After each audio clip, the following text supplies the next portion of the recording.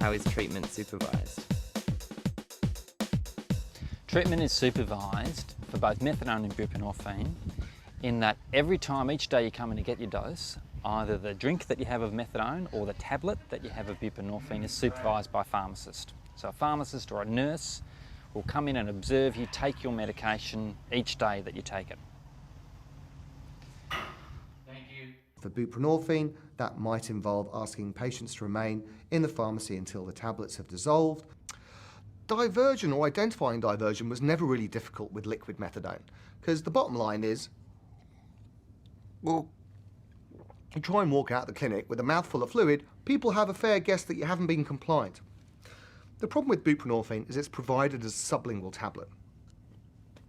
I pop it under my tongue, and I can put it somewhere else, and it's very difficult for services to be certain whether or not you've got it. Magic.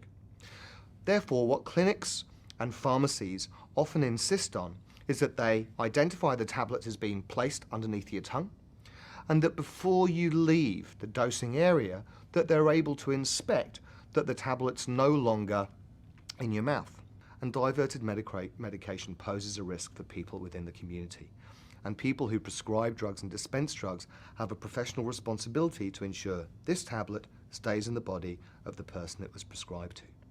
So although I understand that for many people, the vast majority of whom do not divert, the process of an oral mouth inspection can potentially be quite intrusive and I guess kind of degrading, I would ask you to consider the dispenser's point of view.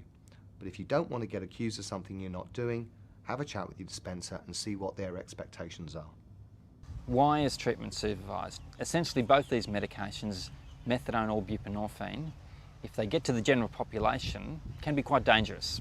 So people do die each year from methadone-related deaths, and they can die from buprenorphine-related deaths. So the control, the supply of it has to be pretty tight. There are some people on methadone and buprenorphine who will sell their doses. We know that happens. Obviously we try to limit that, but that's one of the big, I guess, public health issues of providing methadone and buprenorphine treatment. And really the only people who should have access to take-home doses of methadone or buprenorphine treatment are those people who are stable. We know they're doing well in treatment, they're not using heroin, their life's going okay. In every state there's a sort of an increase in the number of take-home doses you can get, so you feel less chained to being on a program and less chained to having to go to a pharmacy each day.